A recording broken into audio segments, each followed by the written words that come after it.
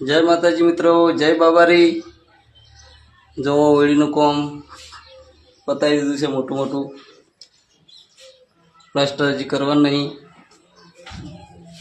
માટલી મુહૂર્ત થઈ ગઈ છે। શું કરો છો જાનકી? મુહૂર્ત કરીએ છીએ। માટલી મુહૂર્ત આજે પછી સામાન લઈને રવા આવવા થાય।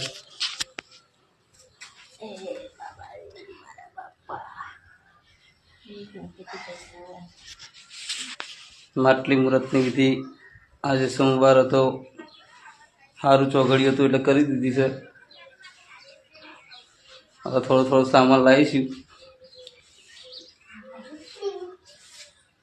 પછી રવાનું ચાલુ। જાનકીબેન કોઈ કેવું છે?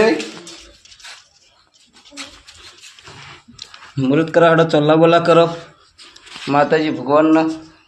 અમારું માટલી મુહૂર્ત કેવું લાગે કમેન્ટ કરજો। બસ કોમેન્ટ જ કરાવી છે, લાઈક કોમેન્ટ શેર બધું જ કરવાનું।